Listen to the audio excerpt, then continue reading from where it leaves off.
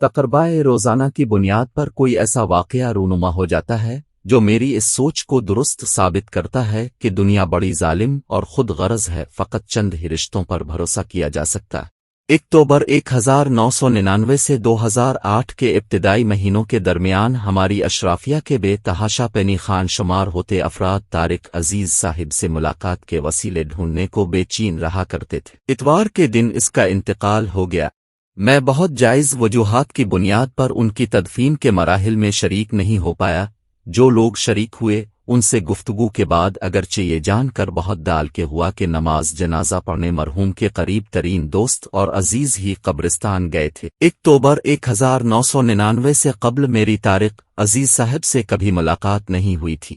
मोहतरमा बेनज़ीर भुट्टो साहिबा की दूसरी हुकूमत के दौरान अलबत्ता इल्म हुआ कि वो एक CSP अफसर हैं। वजारत माहौलियात में एडिशनल सेक्रेटरी की हैसियत में तैनात थे। इस वजारत के सेक्रेटरी जो बहुत ही ढानसो अफसर शुमार होते थे, इन दिनों बैरून मुल्क गए हुए थे। उनकी अदम मौजूदगी में तारिक साहब मज़कूरा वजारत के इंचार्ज सेक्रेटरी की जिम्मेदारी संभाले हुए थे। डॉक्टर जुल्फ़िकार मिर्जा की इन दिनों इस्लामाबाद में बहुत दहशत थी।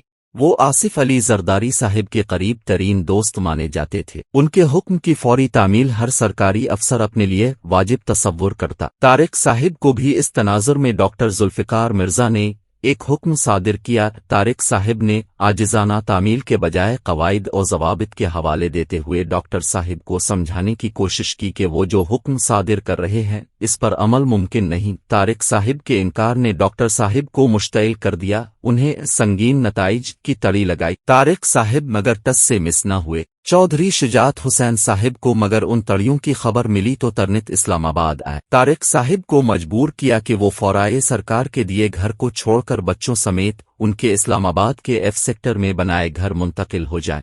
मजीद एहतियात यकीनी बनाने के लिए चौधरी साहिब कई दिनों तक खुद भी बाकी उमूर को नज़रअंदाज करते हुए वहां मुकीम रहे। यह वाक़या मेरे इल्म में आया तो मैंने अंग्रेजी अखबार के लिए लिखे कालम में इसका जिक्र कर दिया। चौधरी साहिब को इसका इल्म हुआ तो फ़ोन के ज़रिए खुद से मुख्तस सादगी के साथ पंजाबी में महज ये सवाल उठाया कि मुझ तक ये खबर कैसे पहुंची।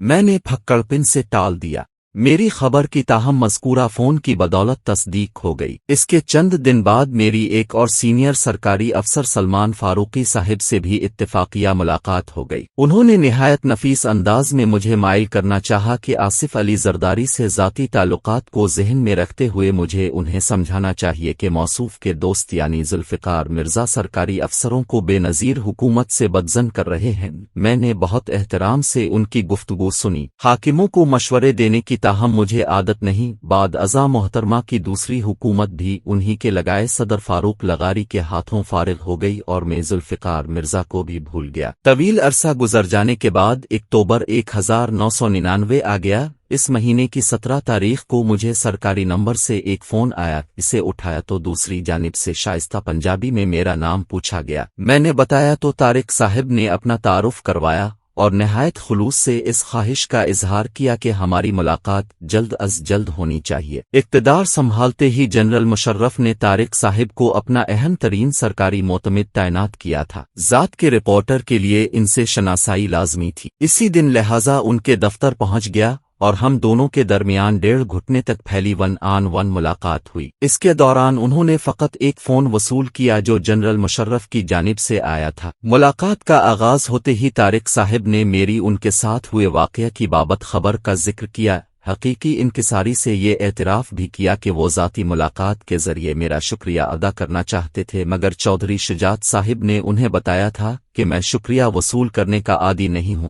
वैसे भी उनकी मेरे साथ बात हो चुकी है। मज़कूरा खबर के जिक्र के बाद तारिक साहिब ने निहायत तफसील से अपने और चौधरी शुजात साहिब के माबैन गहरे ताल्लुकात की वजूहात बताना शुरू कर दें। तारिक साहिब के वालिद गुजरात में सेशन जज तैनात हुए थे। आबाई ताल्लुक उनका सरगोधा से था। वो रिटायर हुए तो चौधरी ज़हूर इलाही ने उन्हें मजबूर किया कि सरगोधा लौटने के बजाय वो गुजरात ही में क़याम पजीर रहीं। तारिक साहिब और चौधरी शुजात लाहौर के FC कॉलेज भी एक साथ गए थे। वहां तालीम के दौरान तारिक साहिब परवेज़ मुशर्रफ के भी गहरे दोस्त बन गए। ओकाड़ा के सिकंदर मरहूम भी उनके बहुत करीब हो गए। मज़कूरा मुलाकात की बदौलत ही मैंने तय कर लिया कि चौधरी शुजात हुसैन اور راسکندر جنرل مشرف کے دور میں سیاسی اعتبار سے توانا تر ثابت ہوں گے۔ اندر کی خبر رکھنے کے دعوے دار میرے چند دوست اگرچہ مصر رہے کہ گجرات کے چودھری نیب کے جنرل امجد کے لگائے شکنجے کی زد میں ہر صورت آئیں گے، ایسا مگر ہوا نہیں کہ گڈی چودھری صاحب ہی کی فضا میں بلند سے بلند تر ہوتی رہی۔ جنرل مشرف کے اقتدار سنبھالنے کے پہلے دن سے میں ان کی تنقید کے لیے استعارے ڈھونڈنا شروع ہو گیا تھا۔ طارق صاحب سے جب بھی ملاقات ہوتی تو وہ فقط تس میرے یار دے پچھے ای پہ گئے ہو، اب میرے دوست کو معاف ہی نہیں کرتے کہتے ہوئے اہم امور کی بابت میری رائے جاننے کو سوالات اٹھانا شروع کر دیتے۔ جس انگریزی اخبار سے میں منسلک تھا اس کے لیے پارلیمانی کارروائی کی بابت کالم لکھتا تھا۔ پارلیمان نہ رہی تو میں تواتر سے بھارت میں کئی ہفتے گزارتے ہوئے وہاں کی سیاست اور خارجہ امور کے بارے میں خبریں جمع کرنا شروع ہو گیا۔ طارق صاحب قومی سلامتی کمیٹی کے سیکریٹری جنرل بنا دیے گئے تھے۔ ان کے ذریعے بھارت کے ساتھ بیک ڈور سفارتکاری کا عمل بھی شروع ہوا۔ بھارت سے میں جب بھی وطن لوٹتا تو طارق صاحب نہایت شفقت سے میرے ساتھ ملاقات یقینی بناتے۔ بھارت ہی ہماری ملاقات کا واحد موضوع رہتا۔ طارق صاحب کو ہمیشہ اعتماد رہا کہ ہمارے مابین ہوئی گفتگو ہر صورت آف دی ریکارڈ رہے گی۔ میں نے ان کے اعتماد کو ٹھیس نہیں پہنچائی۔ خود غرض رپورٹر ہوتے ہوئے اگرچہ انہی کی بدولت وقت سے بہت پہلے جان لیا کہ ظفر اللہ جمالی صاحب کی وزارت عظمیٰ سے فراغت ہونے والی ہے۔ 2007 کا آغاز ہوتے ہی مشرف حکومت نے پیپلز پارٹی سے جو روابط شروع کیے، اس کی اصل خبر تو مجھے سفارتی ذرائع سے ملی تھی۔ طارق صاحب مگر تفصیلی تصدیق فراہم کر دیتے۔ ہمارے درمیان ہوئی ان گنت ملاقاتوں میں ایک بار بھی مرحوم نے میری صحافت پر اثر انداز ہونے کی کوشش نہیں کی، مجھے سرکاری سرپرستی کی جانب راغب کرنے کا اشارہ تک بھی نہیں دیا۔ ایسے نفیس شخص کی رحلت نے مجھے بہت دکھ پہنچایا ہے۔ موت مگر برحق ہے اور دنیا واقعتاً بہت ظالم اور خود غرض ہے۔ چڑھتے سورج کی پجاری